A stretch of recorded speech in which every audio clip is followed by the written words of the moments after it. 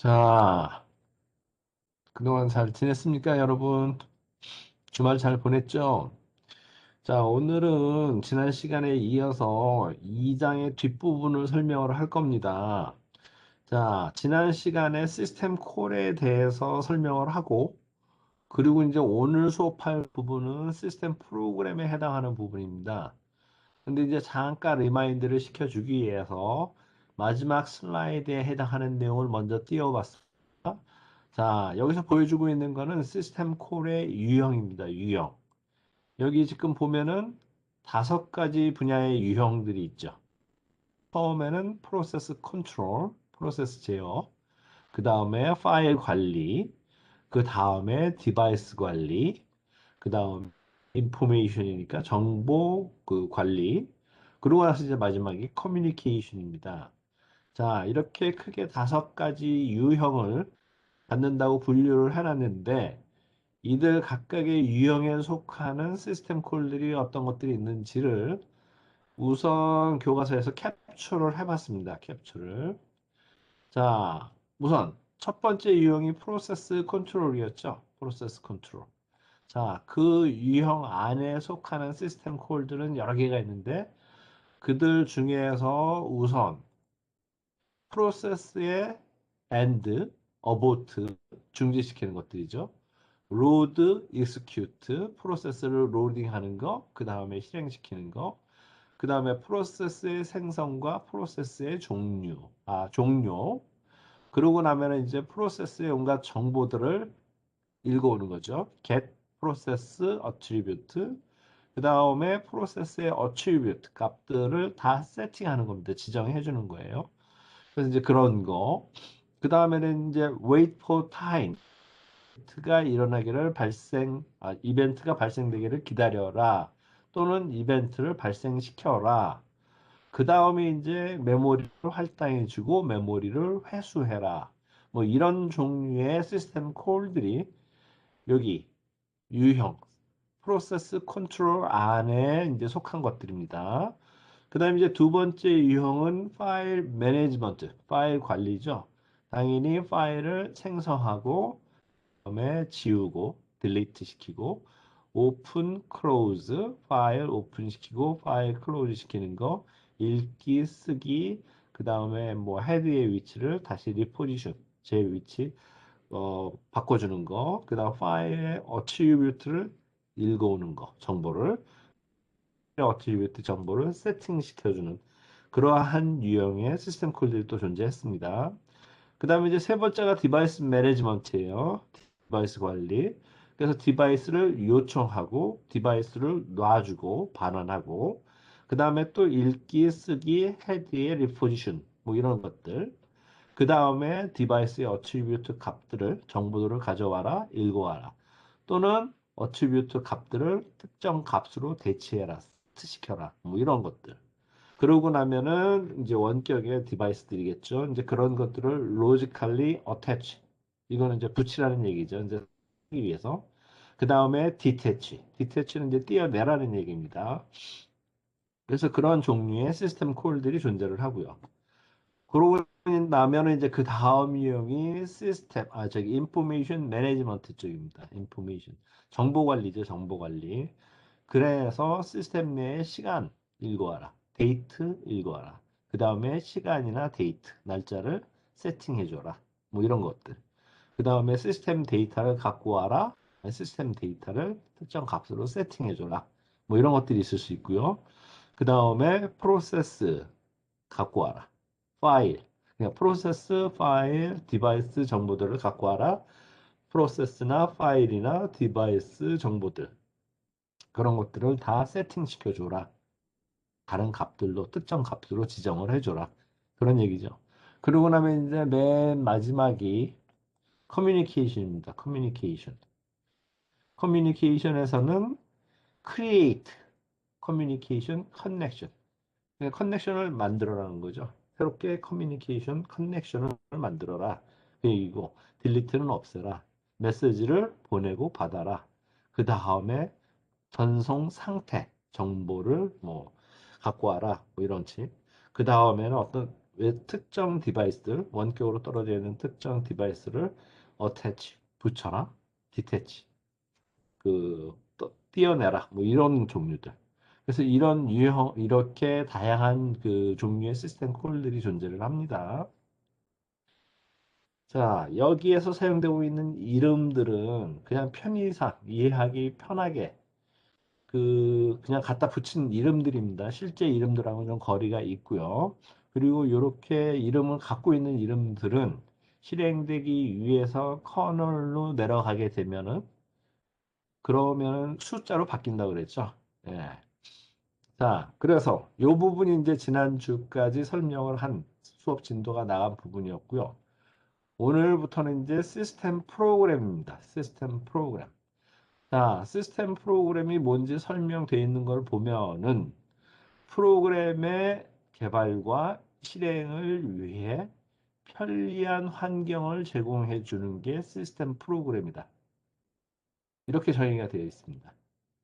그리고 이 시스템 프로그램은 사용자, 개발자의 눈에 보이는 그러한 프로그램입니다. 그래서 혹시라도 여러분들이 이런 시스템 프로그램들이 사용하기가 참 편하네. 뭐 유저 인터페이스가 좋네.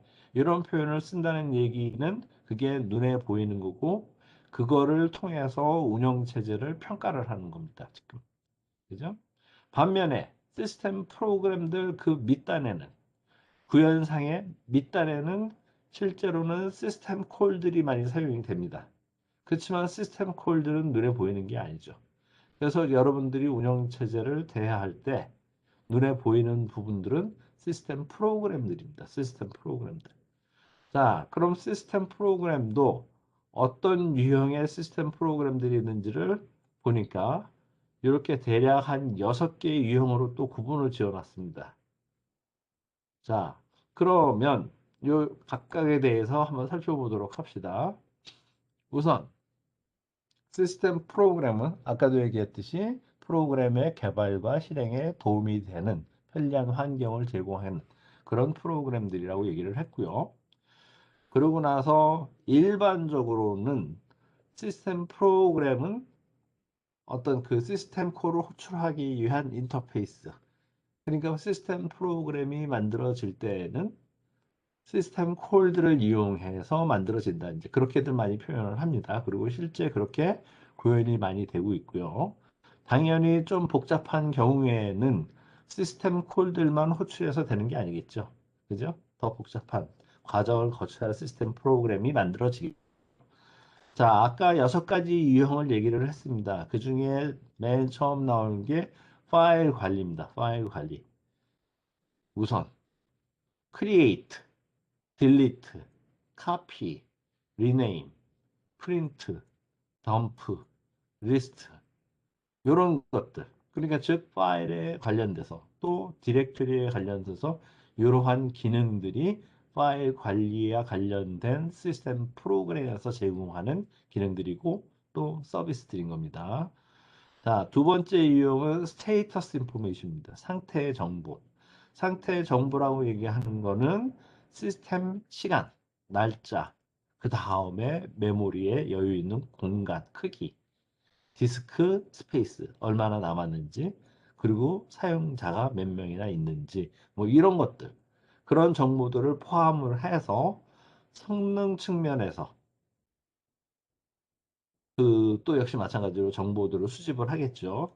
그 다음에 로깅, 그리고 이제 로그인 한, 그 다음에 로그 아웃한 그런 정보들이 될 거고요. 디버깅은 말 그대로 그냥 프로그램들 디버깅 하는 겁니다. 프로그램을 컴파일 시켜봤더니 뭐 실행 저기 오류가 나왔었고 그래서 그 오류를 수정시키기 위해서 디버깅 작업을 어떤 걸 진행을 한다 했다 뭐 이런 정보들을 다 통틀어서 얘기를 하고 있는 거죠. 자, 그 다음에 또 역시 제공되는 기능들 중에 하나가 음, 출력, 외부 출력 디바이스 쪽으로 내보내는 데이터에 관련된 포맷. 그 다음에 또 무슨 터미널로 내보낼 때 또 뭐 그 포맷, 외부로 내보내는 그럴 경우에 포맷이나 또는 프린트. 그래서 출력을 어떤 식으로 프린트해라. 근데 출력을 프린트한다는 의미가 프린터로만 프린트하는 게 아니죠. 사용자의 모니터로도 쫙 뿌려주는 것도 프린트한다. 뭐 이렇게 표현을 많이 합니다. 자, 그러고 나면 이제 맨 마지막 쪽에 있는 레지스트들을 이용해서 어떤 시스템의 구성 정보들을 이 레지스트리 안에 저장을 한다. 레지스트리는 뭘까요? 레지스터들 여러 개를 모아놓은 겁니다. 그래놓고 용도로 지정을 해준 거죠. 시스템 구성에 관련된 정보들을 여기다 저장을 해두고 필요시에 여기서 읽어오고 또는 필요시에 어떤 컨피그레이션 구성 정보들을 바꿔주고 뭐 그런 거를 뭐 그런 정보들을 다 통틀어서 요 레지스트리에 저장을 하겠다는 겁니다. 그래서 이제 그 내용들이 포함이 되어 있고요. 자, 다음에 나오는 거는 파일 모디피케이션이네요. 모디피케이션. 그죠? 자, 파일을 변경하겠다는 의미니까 당연히 텍스트 에디터가 있어야 합니다. 이렇게 간단한 거라도 에디터 프로그램이 있어야 파일을 생성을 할 수가 있고요. 그 다음에 이미 만들어진 파일이라고 그러면은 그거를 변경시킬 수가 있겠죠. 그 다음에 혹시 또 추가적으로 필요로 하는 기능이 있다고 하면은 그거는 서치하는 기능일 겁니다. 그래서 어떤 단어를 어떤 내용을 서치하고 싶다 할 때 그런 기능들이 같이 제공이 돼야 한다는 거고요. 그러고 나면은 프로그램, 그러니까 시스템 프로그램 중에 이제 또 다른 하나가 요겁니다. 프로그래밍 랭귀지 서포트. 프로그래밍 랭귀지는 프로그래밍 하는 언어죠. 그 언어를 지원해 주는 그런 이제 프로그램들을 얘기를 하는데 우선 생각할 수 있는 게 컴파일러, 어셈블러, 뭐 인터프리터 뭐 이런 것들이 있습니다. 그럼 이제 이것들은 뭐예요? 예를 들어서 C 컴파일러다. 그럼 여러분들이 하이 레벨 언어인 C로 뭔가 프로그램을 짜죠. 그거를 저 컴파일러가 알아서 그 executable 파일, 실행 파일로 바꿔주는 겁니다. 마찬가지로 어셈블러 얘도 마찬가지 역할을 합니다. 대신 이제 얘는 low level assembly language 어셈블리 언어를 이용해서 짠 프로그램을 실행 파일로 바꿔주는 역할을 하고요. 그 다음에 보면은 여기 인터프리터도 있습니다. 인터프리터. 근데 인터프리터도 하는 일은 똑같아요. 그런데 얘는 그 실행 파일로 바꿔줄 때 명령어 하나, 하나, 하나 이런 식으로 하나씩 개별적으로 그 실행 파일로 바꿔주는 겁니다. 그 얘기가 무슨 얘기냐? 예를 들어서 100줄짜리 프로그램이 있다고 하면은 인터프리터는 한 줄 변환하고 그 다음 줄 변환하고 그 다음 줄 변환하고 이런 식으로 변환하는데 그에 반면에 컴파일러 같은 경우에는 100줄짜리 프로그램이 있으면은 그거를 한 덩어리 그래서 다 통틀어서 하나로 놓고 그거를 한 번에 기계어가 아니고 실행 파일로 변환을 시켜주는 겁니다. 그게 이제 좀 차이점이 있고요. 그 다음에 프로그램 로딩과 그러니까 메모리로 로딩 올리는 거죠. 그 다음에 익스큐션에 관련돼서는 absolute loader. 이거는 뭐야? 절대 로더라고 얘기를 합니다. 안 그러면은 relocatable loader. 이런 로더가 두 가지가 있는데 말 그대로 absolute loader면은 디스크에 있는 프로그램을 메모리에다 갖다 올렸어요. 메모리에 올렸습니다. 그랬었을 때 이 올려진 메모리의 그 위치 값이 절대 바뀌지 않는다는 얘기.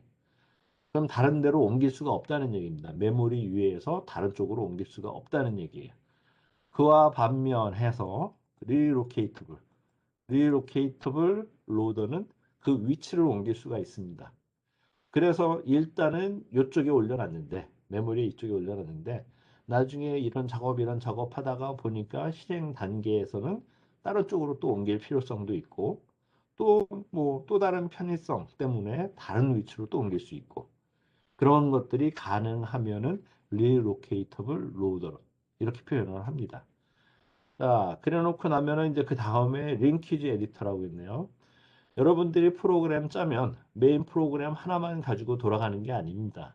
왜냐면 예를 들어서 C 언어를 가지고 프로그램을 짰으면은 일단 그 프로그램 안에는 여러분들이 호출해서 쓰고 있는 C 라이브러리에서 제공하는 펑션들이 여러 개가 있을 겁니다.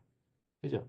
그래서 여러분들이 호출해서 쓰고 있는 거면 그 라이브러리 안에 있는 펑션들하고도 링크를 시켜줘야 하고, 그 다음에 역시 마찬가지로 어떤 데이터 파일이 또 필요할 수도 있고, 어떤 경우에는 또 뭐 서브루틴 파일이 필요할 수도 있겠죠. 그런 것들을 다 링크, 연결시켜서 실행 시에 다 이것들이 물리고 물려서 필요한 펑션들이, 필요한 데이터가, 그 다음에 필요한 뭐 서브루틴들이 이렇게 같이 실행될 수 있도록 해주는 게 링키드 데이터라고 볼 수가 있고요. 그 다음에 오버레이 로더가 있네요. 오버레이 로더. 오버레이 로더는 말 그대로 겹치는 거잖아요. 오버레이면 겹친다는 얘기입니다. 그러니까 예를 들어서 여러분들이 프로그램 두 개를 실행시킬 거예요. 근데 메모리 공간이 제약적이기 때문에 한정이 돼 있기 때문에 충분하지가 않다는 얘기죠. 그래서 일단 프로그램 A를 올렸어요. 메모리에다가. 그래놓고 이제 실행시키기 시작합니다. 그런데 예를 들어서 막 그 실행시키다 보니까 이제 A라는 프로그램의 앞쪽 한 반절 정도로 이제 다 실행이 됐고 필요가 없어질 수도 있잖아요. 그런 경우에 A라는 프로그램의 실행이 완전히 끝나지 않았지만 지금 이미 실행이 된 앞쪽 부분, 걔가 차지하고 있던 메모리 공간은 비워가지고 거기에다 다른 프로그램 B를 로딩을 하는 겁니다. 그러면은 지금 그 상황에서는 A라는 프로그램과 지금 바로 좀 전에 메모리로 올라온 B라는 프로그램이 일부분이 지금 오버레이드 겹치고 있다는 거죠. 그런 상황이 만들어질 수 있겠죠. 그죠? 그래서 작은 크기의 공간적인 제약 사항이 큰 메모리를 좀 더 효율적으로 쓰기 위해서 이러한 오버레이 로더가 존재를 합니다. 그러고 나서는 이제 또 뭐가 있어요? 디버깅. 아까도 얘기했죠? 컴파일 시켰는데 실행이 나고 뭐 이랬었을 때 이제 그걸 수정할 수 있는 툴. 이렇게 생각을 하면 될 것 같습니다. 그러고 나면 이제 커뮤니케이션. 이거는 이제 프로세스와 프로세스 또는 사용자와 사용자 사이에 또는 컴퓨터와 다른 컴퓨터 사이에 서로 정보를 주고받을 일이 생기겠죠. 이제 그런 경우에 이제 지금 그 역할을 해주는 게 요 커뮤니케이션 관련된 시스템 프로그램이 맡아서 해주는 겁니다. 자, 예를 들어서 이런 것들이 다 시스템 프로그램이에요. 이메일, 이거 프로그램입니다. 시스템 프로그램 중에 하나예요. 그 다음에 보면은 또 뭐 로그인 리모트리 이거는 R 로그인이라고 보통 얘기를 하는데 리모트 원격으로 접속을 할 수 있는 그러한 그래가지고 이제 원격에서 작업을 처리를 해주는 뭐 그러한 그 시스템 프로그램이 있고 그 다음에 또 뭐 트랜스퍼 파일 트랜스퍼 해주는 그래서 한 컴퓨터에서 다른 컴퓨터 쪽으로 파일을 옮겨주는 전송해주는 그런 종류의 시스템 프로그램들도 있다는 얘기입니다. 자, 그러면 이제 운영체제 시스템의 디자인, 설계와 임플리멘테이션, 구현 관련해서 얘기를 한번 해봅시다. 자, 운영체제 설계나 구현 관련돼서는 딱 이렇게 해야 한다 하는 무슨 방법이 있는 게 아니에요. 개발 방법론이 존재하는 게 아닙니다. 이렇게 할 수도 있고 저렇게 할 수도 있고 운영체제가 만족시켜줘야 하는 컴퓨터 시스템의 특성, 거기에 따라서 또 다양한 구조를 가질 수도 있습니다.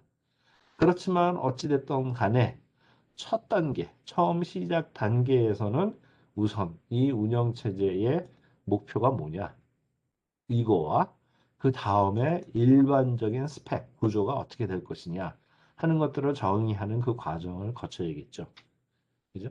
그리고 이렇게 설계하고 구현하는 과정에서 이 운영체제의 구조에 영향을 줄 수 있는 거는 이런 하드웨어들 어떤 거를 초이스를 했냐. 이제 이게 가장 직접적으로 연관이 돼 있는 거는 CPU, 마이크로 프로세서의 선택입니다. 그래서 모토로라 기종을 선택을 할 거냐, 인텔 기종을 선택을 할 거냐에 따라서 이게 많은 영향을 줍니다, 나중에. 그래서 그게 하나고, 그 다음에는 시스템의 유형입니다. 시스템의 유형. 우리 예전에 또 여러 종류의 시스템들이 존재한다고 설명을 했었었죠. 예를 들어서 뭐 그 은행 같은 경우를 설명을 하면서는 그 타임 멀티플렉싱 뭐 이런 시스템 그런 것도 설명을 했었었고 시분할 시스템이라고 얘기했던 거. 그리고 또 뭐가 있었죠? 월급 계산 같은 거. 이런 거는 배치 시스템이라고 얘기를 했었죠. 그런 것만 있느냐? 아니고 또 무슨 특수 전용 시스템 이래가지고 무슨 로봇을 제어하기 위해서 어떤 생산 공정, 생산 공장이라고 해야겠죠. 거기에서 이제 어, 그쭉 지나가고 있는 그 부품 거기에다가 무슨 가공한다든지 납땜을 한다든지 뭐 그런 경우를 생각을 했을 때 그런 것들을 제어해주는 시스템들도 있죠. 그리고 이제 또 어떤 경우에는 실시간 시스템 이래가지고 어떤 작업을 하는데 시간적인 제약상이 굉장히 큰 경우들도 있었었고 그렇게 다양한 컴퓨터 시스템들이 있고 그 다양한 컴퓨터 시스템들의 어떤 요구 사항들을 만족을 시켜줘야 합니다. 특성을 만족시켜줘야 한다는 거죠. 그거를 운영체제가 해줘야 한다는 얘기입니다. 그러니까 그런 것들이 다 운영체제를 설계할 때 어떤 그 변수가 되는 것들이라고 얘기할 수가 있겠죠. 자, 우선 이제 그 시스템의 목적을 얘기를 했었으니까 목표를 보면 이 목표도 사용자 목표와 시스템 목표 이렇게 둘을 분리해서 볼 수가 있는데 우선 사용자 측면에서 보는 사용자 목표라고 하면은 일단 운영체제는 사용하기 편리해야 하고 배우기 쉬워야 하고 그 다음에 신뢰도가 높아야 하고 안전해야 하고 세이프 그 다음에 빨라야 한다.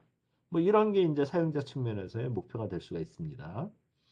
그 다음에 시스템 측면에서의 목표라고 하면 뭘까요? 당연히 디자인하기 쉬워야 한다. 구현하기 쉬워야 한다. 관리하기 쉬워야 한다. 용이해야 한다. 그래놓고 이제 또 신뢰도가 높아야 한다. flexible, reliable, 다음에 또 에러가 없어야 하면서 효율적이어야 한다. 뭐 이런 것들이 다 또 시스템 측면에서의 그 운영체제의 목표, 개발 목표가 되겠죠. 설계의 목표가 된다는 얘기입니다. 자, 그래 놓고 여기서 이제 설계와 구현과 관련돼서 중요한 이슈를 하나 짚고 넘어가는데 우리 보통 설계를 하다 보면은 뭐 이 그 폴리시 이거는 이제 정책이거든요. 정책.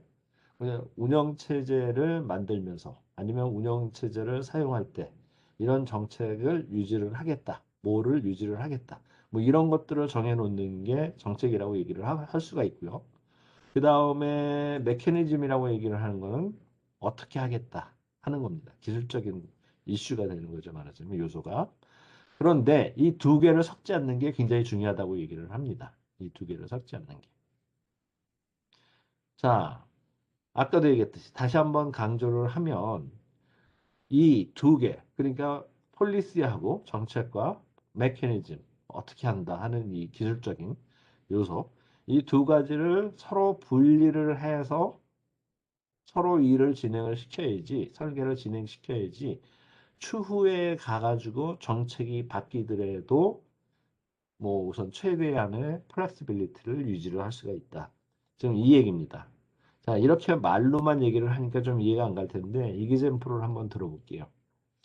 예를 들어서 우리 타이머를 써가지고 무한 루핑 돌고 있는 거를 중지를 시키는 그런 경우를 한번 지난 시간에 설명을 했을 겁니다. 그죠? 여러분들이 이제 프로그램을 짠 지 얼마 안 됐어요. 그래서 여러분들이 프로그램을 짜서 실행을 시키다 보니까 거기서 실수로 이제 그 안에서 무한 루핑이 도는 그런 경우들이 있겠죠. 그죠? 그러면은 이제 정책적인 측면에서는 이걸 결정을 하는 겁니다. 무한 루핑은 방지를 해야 한다. 이게 정책이에요. 그래 놓고 메커니즘 측면에서는 자, 이거는 어떻게 구현을 할 것인가요?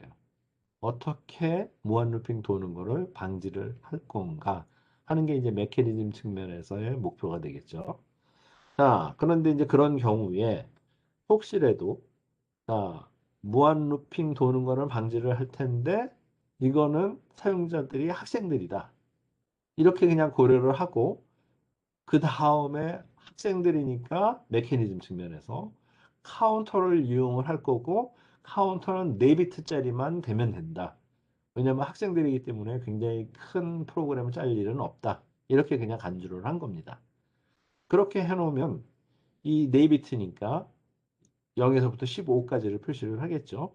15, 14, 13, 12 뭐 이렇게 아주 쭉 줄어들면서 카운터의 값이 2, 1, 0 이렇게 나와버리면 이제 인터럽트를 발생해서 그 프로그램을 정지를 시키는 거죠. 그죠? 근데 이 경우에는 아까도 얘기했듯이 무한 루핑을 방지한다. 정책. 그 다음에 방지하기 위해서 카운터를 쓰는데 그 대상이 그 컴퓨터 시스템에 사용 학생일 것이다. 그래서 네이비트면 충분하다. 뭐 이렇게 된 겁니다, 지금. 자, 그랬는데 나중에 해가지고 자, 이거는 학생들 실습용이 아니고 어떤 연구 개방용으로 쓸 겁니다. 이제 이렇게 상황이 바뀌게 되면 정책이 바뀌는 거죠, 이제. 이제 그렇게 돼버리면은 4비트짜리 카운터 이거는 별 도움이 안 됩니다. 웬만한 프로그램이면 4비트짜리 카운터가 나타내는 그 시간, 실행 시간을 다 넘어서 버리기 때문에. 그죠? 그래서 이렇게 정책과 메커니즘 이 둘 사이는 서로 세퍼레이션 구분 지어가지고 별도로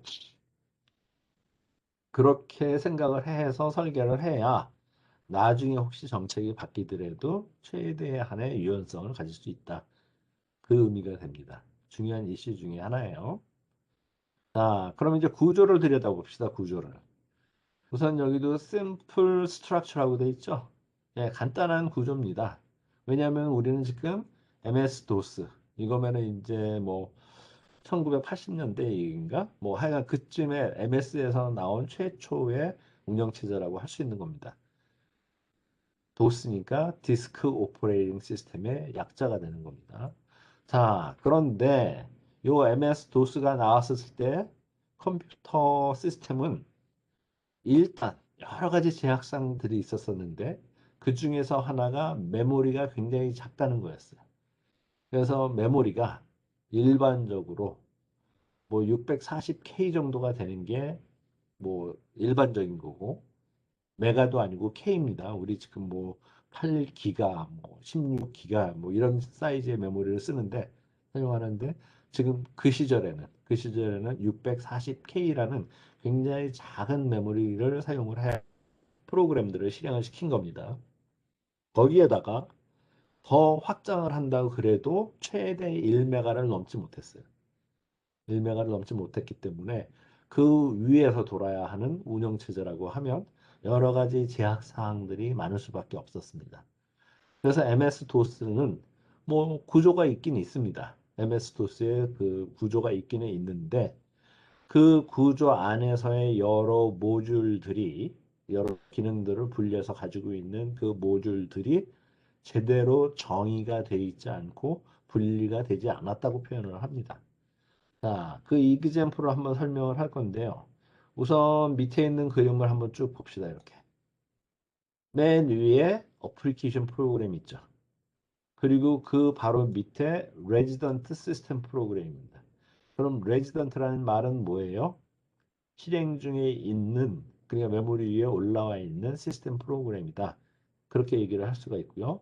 MS-DOS 디바이스 드라이버가 이제 역시 이제 그 운영체제에 해당하는 작업들을 여기서 하고 있는 거죠.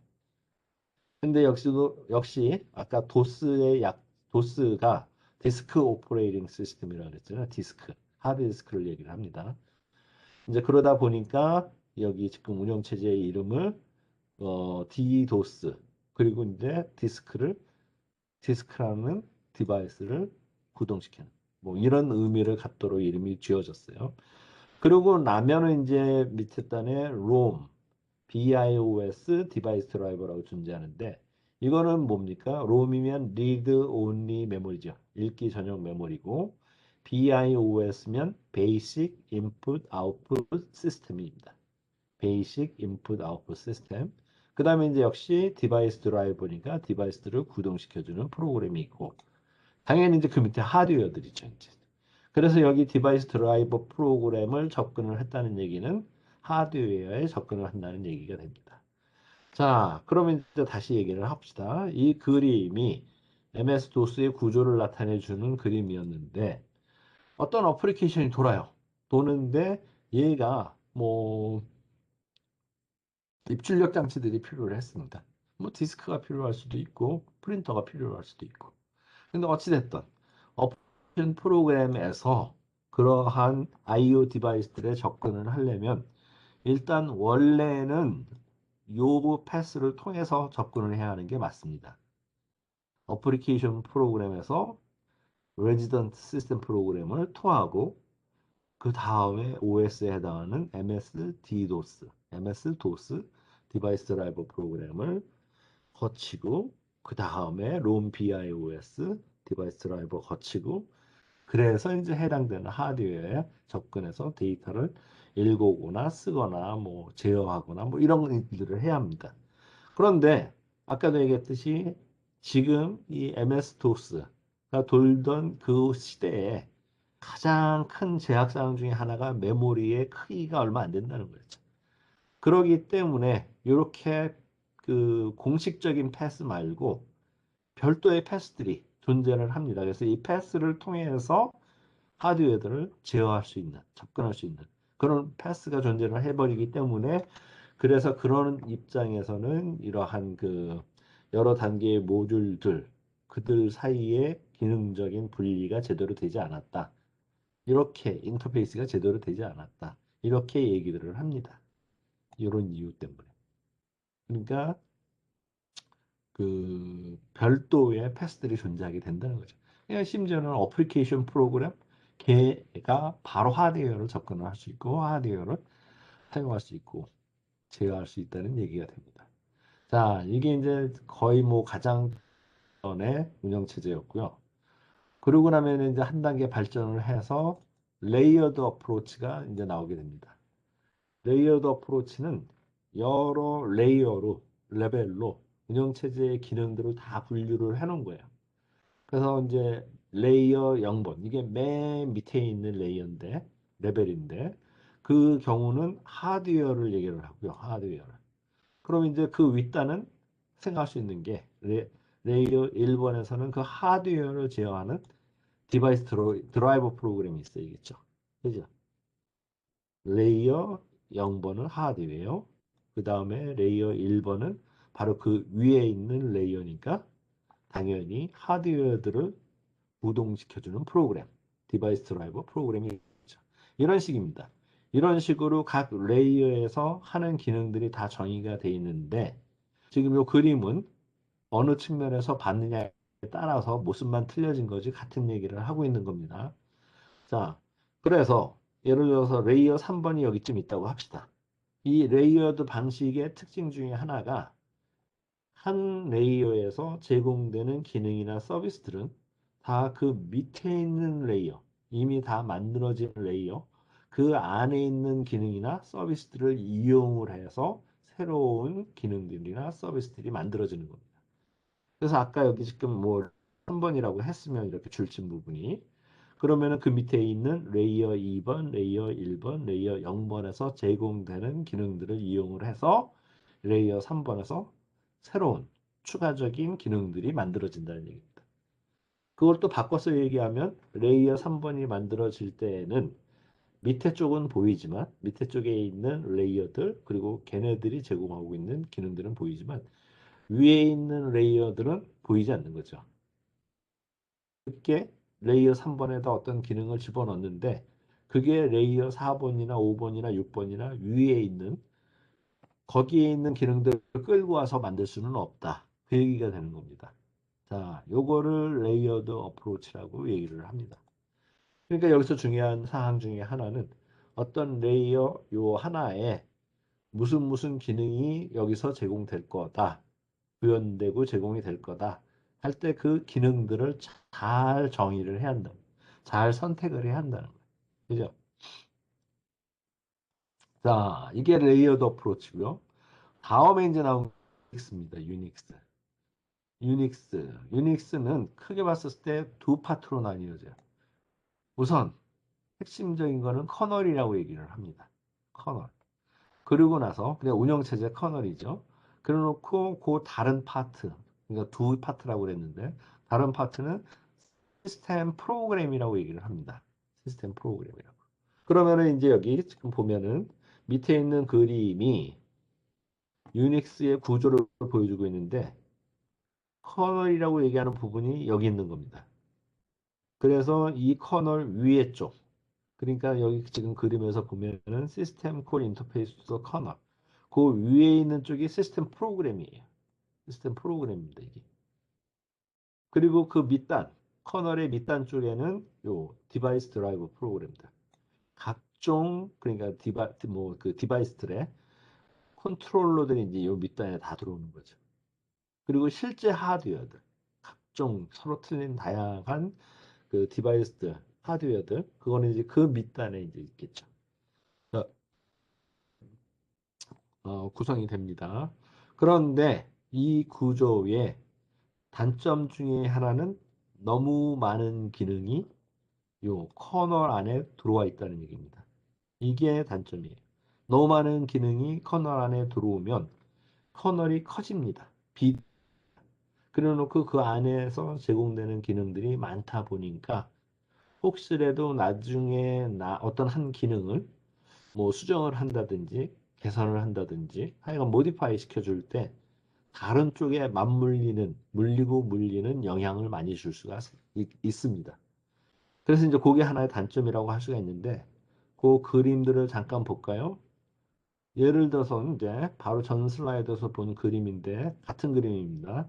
근데 보니까 여기 커널에 CPU 스케줄링 기능도 들어가 있네요. 그리고 그 밑에 보면은 페이지 리플레이스먼트, 디맨드 페이징, 버추얼 메모리 이거 다 메모리에 관련된 것들입니다. 그래서 페이지 리플레이스먼트 이거는 8장에서 배울 거고요. 디맨드 페이징이나 버추얼 메모리는 이제 9장에서 나오는 내용입니다. 그런 기능들 포함해서 파일 시스템도 들어가 있고요. 그 다음에 블록 IO 스와핑 시키는 기능들, 그 다음에 디스크 또는 테이프의 드라이버, 구동 프로그램들 뭐 이런 것까지 여기 지금 들어와 있어요.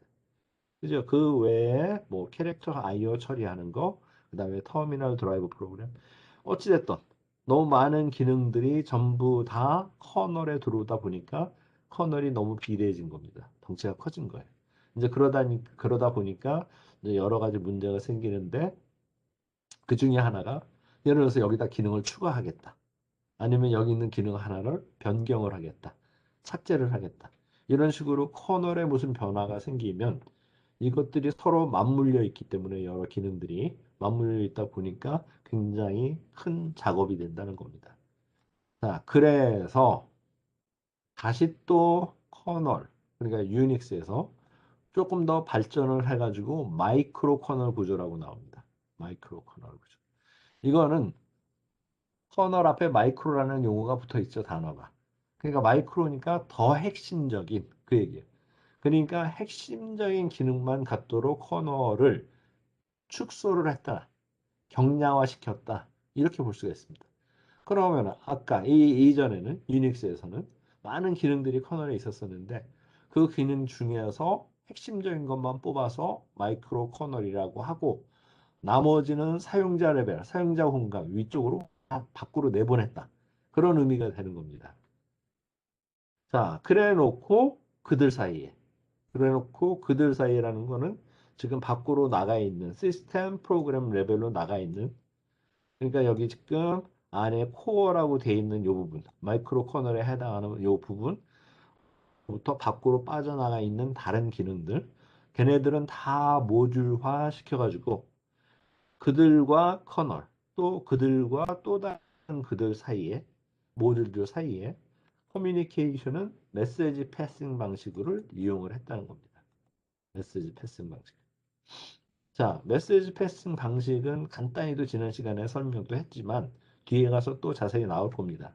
그냥 쉽게 생각을 하면 어떤 메시지라는 패켓 형태로 맞춰서 그 안에 데이터를 집어넣고 보내는 놈은 send 인스트럭션을 써서 받는 놈은 수신하는 애는 receive 인스트럭션을 써서 데이터를 실제로 패켓을 메시지를 주고받는 그런 형태가 되는 겁니다. 어찌됐든 이렇게 마이크로 커널 구조로 바꾸고 나니까 가질 수 있는 장점은 마이크로 그 커널 안에 혹시라도 무슨 더 기능을 넣어서 확장을 한다든지 할 때 다른 것들 다 밖으로 빠져버렸기 때문에 커널 안에서 무슨 작업을 할 때는 더 용이해진다는 얘기예요.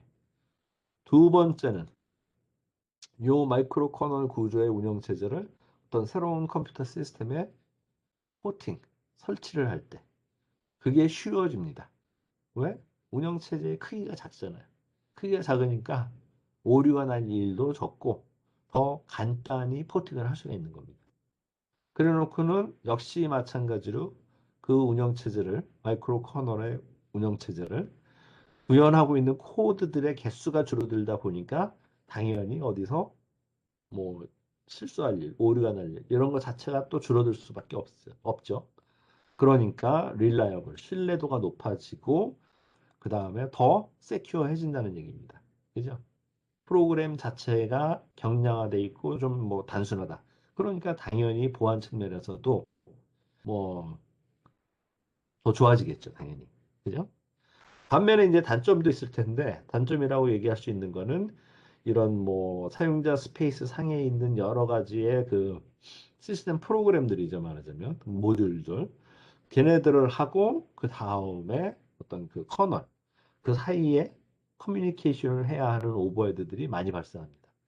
그러니까 메시지 패싱이 많이 만들어지겠다는 얘기가 되겠죠. 이들 사이에 메시지 패싱.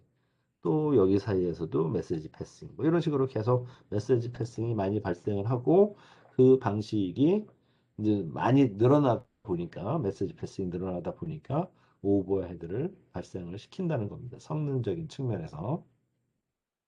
자, 모듈 지금 모듈 얘기를 하고 있죠. 그죠? 자, 요새 나오는 운영체제들은 전부 다 모듈화된 구조를 많이 가지고 있습니다. 그래서 이 모듈 자체에 대한 구현을 보면 이렇게 오브젝트 오리엔티드 객체 지향 방식으로 모듈들을 만들어서 서로 사용을 하고 있고요. 그 다음에 모듈들 또 다른 모듈들은 다 구분을 지어놨습니다. 그래서 이제 한 모듈은 예를 들어서 파일 시스템에 관련된 기능들만 다 갖고 있는 거죠. 그 다음에 또 다른 모듈은 이렇게 프로세스의 스케줄링에 관련된 기능들만 다 갖고 있는 겁니다. 이러한 모듈들 간의 이제 커뮤니케이션은 메시지 패싱 방식으로 만들어져 있다고 얘기를 했고요. 그 다음에 얘네들도 있죠. 그죠? 만약에 프로세스 스케줄링을 하려고 하면 얘가 필요할 겁니다. 스케줄링 클래스 뭐 얘네들. 그러면은 이제 그때 얘네들을 불러오는 겁니다. 그래서 메모리 로딩 시키는 거예요.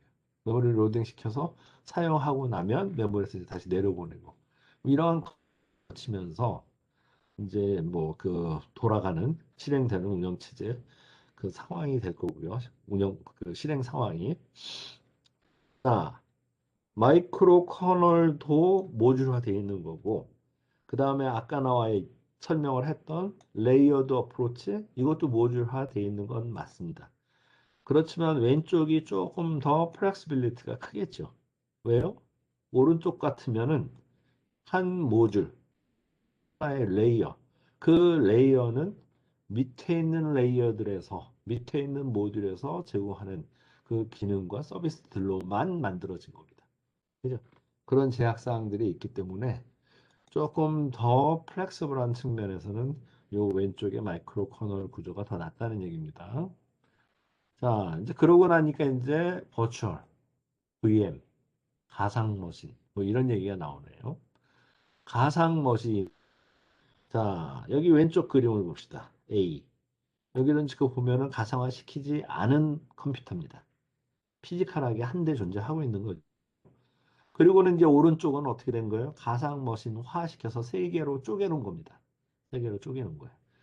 그러니까 가상 머신의 개념은 지금 이쪽 가상 머신화 시키지 않은 쪽 거기에서 보면은 하드웨어와 커널 이렇게 돼 있는데 그거를 뭉태기로 묶어가지고 한 덩어리로 묶어가지고 그게 하드웨어다 이렇게 보고 그 위에서 가상화를 시켜주는 겁니다. 가상화 레이어가 있어가지고 가상화 시켜주는 작업이 이루어지고 어떤 프로세스를 거치게 되는지는 좀 이따 볼 겁니다. 그래놓고 그 위에서 운영체제가 다시 또 돌고 있는 그런 구조를 갖게 됩니다. 우선 이렇게 가상머신, 여러 개의 가상머신으로 쪼개는 이유 중에 하나는 옛날에는 컴퓨터 시스템이 너무 비쌌어요. 너무 비싸다 보니까 하나 만들어가지고 인공위성 뭐 추적하고 궤도 계산하고 뭐 이런 용도로 쓰고 있는데 그런 컴퓨터 시스템을 또 만들어가지고 컴퓨터나 또는 운영체제의 연구 개발에 쓰기에는 너무 부담스러운 겁니다. 그러다 보니까 컴퓨터를 하나를 만들었었을 때 이렇게 두 개로 쪼개서 한 80%의 성능은 아까 얘기했던 인공위성의 궤도 추적하기 위해서 쓰겠다. 그리고 나머지 한 20% 정도는 컴퓨터 또는 운영체제의 연구 개발로 쓰겠다. 이런 식으로 하고 싶었었습니다. 이제 그러기 위해서 가상머신이 개발을 한 거고요. 그렇게 할 수 있는 이유 중에 하나는 오른쪽의 가상머신들은 세 개로 쪼개진 거지만 얘네들은 서로 완전히 독립적인 것처럼 동작을 합니다. 독립적으로 동작을 하고 있는 거예요. 그러면은 보면은 실제 운영체제부터 서로 틀린 것들을 실행을 시킬 수가 있고요. 그 다음에 또 역시 마찬가지로 돌고 있는 어플리케이션도 그 어플리케이션에 최적화된 상태로 시스템 구성을 해서 돌릴 수가 있습니다. 자, 어찌됐든 실제로는 하나인데 여러 대의 가상 컴퓨터가 있는 것처럼 여러 대의 컴퓨터가 있는 것처럼 보여줘야 하니까 그러니까 이제 그런 뭐 그 가상화 시켜주는 필요를 하겠죠. 자, 쪼개주는 기술들이 필요를 한 겁니다. 그 중에 하나가 제일 중요한 CPU. CPU를 어떻게 쪼개줄 거냐? 실제 하나밖에 없잖아요. 그런데 세 개가 있는 것처럼 오른쪽 그림처럼 그럴 경우에는 CPU 스케줄링을 이용을 해서 CPU는 하나지만 세 개의 가상 머신에 예를 들어서 CPU의 성능을 100이라고 그러면 그거를 스케줄링에 의해서 쪼개가지고 가상 머신 1번에는 50%의 CPU 타임을 주고 가상머신 2번에는 20%, 가상머신 3번에는 30%의 성능을 주는 겁니다. CPU를 할당해 준다는 얘기죠. 그렇게 하면은 CPU가 하나더라도 쪼갤 수가 있는 거고요. 그 다음에 또 역시 마찬가지로 여러 가지 디바이스들이 있을 거예요. 하드디스크 포함해서 옛날 거면은 카드 리더도 있고 테이프 드라이브도 있고 뭐 있을 텐데 그런 경우에는 스플링 방식과 파일 시스템을 이용을 해가지고 이것들을 다 별도의 자기 자신의 입출력 디바이스가 있는 것처럼 만들어낼 수가 있다는 얘기. 역시 마찬가지로 하드디스크도 그렇죠. 하드디스크도 하나 있지만 그거를 뭐 드라이브 C, D, E, F 뭐 이런 식으로 쪼갤 수가 있습니다. 그죠? 그런 식으로 쪼개가지고 뭐 C는 버추얼 머신 1번한테, 뭐 D는 버추얼 머신 2번한테, 그 다음에 CDE, E 드라이브는 버추얼 머신 3번한테 이렇게 할당을 해준다는 거죠.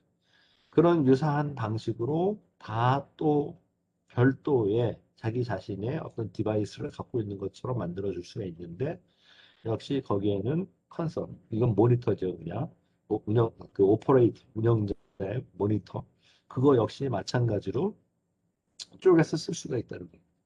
그래서 이때는 버추얼 머신 1번의 상황을 체크를 하고 또 그 다음 시간에는 뭐 예를 들어서 버추얼 머신 2번에게 어떤 작업을 할당을 하고 뭐 이런 작업들이 이루어질 수 있다는 얘기죠.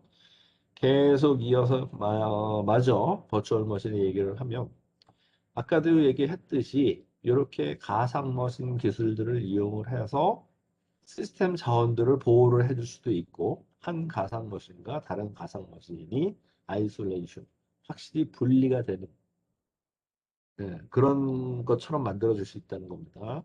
그리고 이제 초기에는 그 운영체제의 연구 개발용으로 많이 그렇게 방식을 사용을 했고요.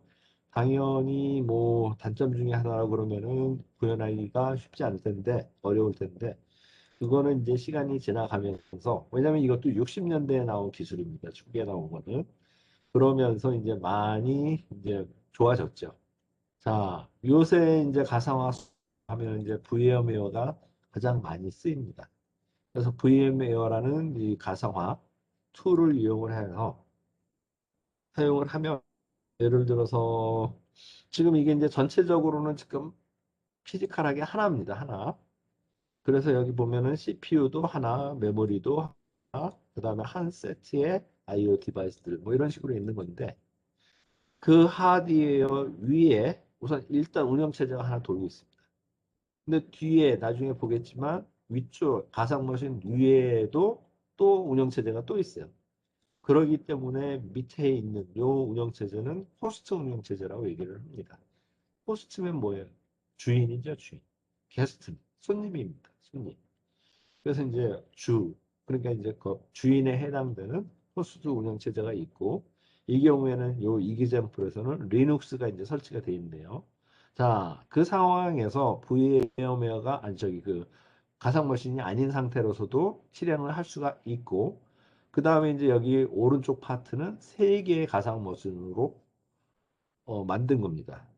자, 여기 버추얼라이제이션 레이어라고 얘기하는 게 요 VM웨어 해가지고 가상화 시켜주는 툴이 이제 동작을 하고 있는 거고요. 그렇게 해서 버추얼 CPU, 버추얼 메모리, 버추얼 디바이스들 이렇게 돌려주고 그 위에 그냥 가상 머신마다 자기네들이 원했던 운영체제를 돌리면 됩니다. 예를 들어서 VM 1번은 FreeBSD 그래가지고 요거 뭐 유닉스 돌리고 요거 윈도우 쪽이죠. NT 돌리고 뭐 XP 돌리고 뭐 이런 식으로. 예? 그리고 이제 이 가상화 기술이 클라우드 컴퓨팅에서는 이게 아주 핵심적인 기술로 다시 사용이 됩니다. 그 얘기가 클라우드 컴퓨팅은 자원의 이용률을 높이자는 게 그래서 만약에 뭐 많이 필요한 사람한테는 많이 주고 적게 필요한 사람한테는 필요한 만큼만 주고 이렇게 하자는 개념인데 일단 그렇게 하려고 하면은 피지컬하게는 한 대인 컴퓨터를 여러 대로 쪼갤 수가 있어야 합니다. 이 경우처럼 피지컬하게 한 대밖에 없지만 VM 세 대로 쪼갠 거 아닙니까? 그죠? 평상시에 컴퓨터 시스템의 이용률을 다 체크를 해봤더니 보통 한 10% 정도밖에 안 나옵니다. 안 나옵니다. 기업에 있는 거, 학교에 있는 거, 어디에 있든 연구소에 있는 거 다 이용률을 따져보니까 평균 이용률이 10% 정도밖에 안 돼요. 그러면 너무 소비가 큰 거죠. 허비하는 겁니다. 허비. 그러니까 그러지 말고 가상화를 시켜서 더 작은 단위의 여러 개로 쪼개는 겁니다. 그렇게 해가지고 아까 같으면 기업 A에다가 그냥 피지컬한 컴퓨터 하나를 주는 형태가 됐었었는데 이제는 그거를 10개로 쪼개가지고 A라는 회사에는 2대 주고 B라는 회사에는 3대 주고 나머지 C라는 회사는 요청이 좀 많았으니까 VM 5대를 주고 이런 형태로 필요한 만큼 주고 할당하고 그리고 필요한 만큼 갖다 쓴 만큼 나중에 비용을 지불을 하는 그런 구조로 발전을 하게 됩니다. 자, 자바 버추얼 머신. 자바 버추얼 머신은 호환성이 참 좋습니다.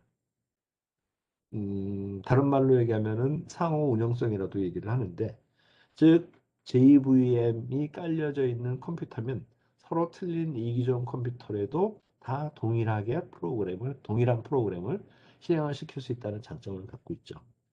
그 구조를 보니까 우선 자바 프로그램. 그냥 여러분들이 자바 프로그램을 작성을 했어요. 그럼 이제 그 뒤에 그 프로그램의 익스텐션은 점 클래스로 이제 붙습니다. 그거와 그 다음에 자바에서 제공하는 여러 가지 API, 어플리케이션 프로그램 인터페이스, 일종의 큰 라이브러리입니다. 그 안에서 제공하는 펑션을 겠죠. 그걸 또 호출해서 여러분들은 프로그램을 짰을 겁니다. 그래서 이 클래스 로더에서 여러분들이 짠 메인 프로그램과 그 안에서 호출한 그 프로그램들, 펑션들 그런 것들을 API에서 받아서 자바 API에서 받아가지고 인터프리터를 거치 여기도 인터프리터라고 얘기를 했죠. 인터프리터라는 얘기는 다 통틀어서 한 번에 컴파일링 하는 게 아니고 그렇게 해서 실행 파일을 만들어내는 게 아니고 그 프로그램 안에 있는 인스트럭션들 한 줄 한 줄 한 줄씩 이 그 변환을 시켜주는 겁니다. 실행 파일로. 자, 그렇게 해가지고 뭐 윈도우가 됐든 리눅스가 됐든 유닉스가 됐든 뭐 JVM만 깔려 있으면 윈도우용 JVM만 깔려 있으면 리눅스용 JVM만 깔려 있으면 이제 실행시킬 수 있는 그 구조가 되는 거죠. 자, 다음번에 나오는 얘기는 제너레이션이에요. 제너레이션. 제너레이션은 설치입니다. 설치. 운영 체제는 이제 개발했어요. 개발했으니 요런 컴퓨터에도 저런 구조의 컴퓨터에도 요런 유형의 시스템에도 다 포팅이 가능해야겠죠. 다 돌아야 한다는 얘기입니다. 그러려다 보니까 설치의 첫 번째 단계에는 그 컴퓨터 시스템에서 갖고 있는 여러 가지 하드웨어들에 대한 그러한 그 구성 정보부터 파악을 해야 합니다. 메모리는 얼마가 돼 있는지, 아니면은 CPU는 무슨 CPU를 사용을 하고 있는지, 뭐 키보드는 있는지, 뭐 붙어 있는지, 뭐 그런 것들을 다 파악을 해야겠죠. 그래서 시스 젠 프로그램 요거를 돌리게 되면 첫 번째 단계로, 그러면은 하드웨어 정보들을 다 수집을 하고요. 그러고 나면 이제 일반적으로 이제 그렇게 해서 이제 시작이 되면 설치가 되면, 그러고 나면 이제 우리가 일반적으로 얘기하는 부팅 한다는 이런 과정을 거치게 되는 겁니다. 그래서 부트스트랩 프로 부트스트랩 프로그램이 이 부팅 과정을 해주는 거죠, 말하자면. 근데 이 부트스트랩 프로그램은 어떤 그러니까 이제 머더보드라고 보통 얘기하죠. 컴퓨터의 메인 기판에 꽂혀 있는 칩인데, 리드 작업만, 읽기 작업만 할 수 있는 칩이고, 그 칩에 이 프로그램이 들어가 있는 겁니다. 부트스트랩 프로그램. 그러니까 부팅 시켜주는 과정을 실행시켜주는. 그래서 이 롬 안에 있는 이 부트스트랩을 이용해서 컴퓨터의 하드웨어, C 드라이브 밑에 무슨 뭐 시스템, 뭐 서브 디렉토리 밑에 뭐 어디 밑에 뭐 거기에 커널이 들어있고, 그거를 다 불러다가 메모리에 로딩, 메모리로 올려주는 거죠. 그러고 나서 실행시키는 그 과정을 거치는, 그렇게 그 작업을 하는 그 프로그램이 부트스트랩 프로그램입니다. 그리고 또 그거를 다른 말로는 부트스트랩 로더라고도 얘기를 합니다. 로더. 그래서 하드디스크에 커널이 어디 있는지를 알아서 메모리로 갖고 오고 그것들을 실행시켜주는 그 작업. 그래서 이러한 부팅하는 과정은 크게 봤었을 때 이제 두 스텝으로 나눠가지고, 우선 처음에는 부트스트랩 로더가 어디 있는지부터 알아야겠죠. 그죠? 부팅 작업을 처리할 그 부트스트랩 로더 프로그램이 어디 있는지 그것부터 하고, 그러고 나서 그 다음에는 요 부트스트랩 프로그램이 돌면서 실제 부팅 작업이 이제 실행이 되는 겁니다. 그게 아까 뭐라고 그랬죠? 리드 온리 메모리, 머더보드 주 기판, 거기에 이제 꽂혀져 있는 그 리드 온리 메모리, 그걸 얘기를 했는데, 그런 롬 같은 경우를 펌웨어라고 얘기를 합니다. 소프트웨어도 하드웨어도 아니고 그 중간 성격인 펌웨어. 자, 이렇게 해서 이제 2장이 끝났네요. 자, 여기까지가 2장이고요. 아, 이거는 이제 요 시점쯤 되면 여러 학생들이 이런 질문들을 많이 했습니다. 학석사 연계 과정. 그래서 이제 나도 이걸 좀 자세히 알 필요성이 있겠다. 그래서 이제 쭉 한번 정리를 해봤는데, 혹시라도 관심 있는 사람들은 여러분들 이 자료 보고 나중에 참고하기 바랍니다. 자, 오늘 수업은 여기까지 하는 걸로 하겠습니다.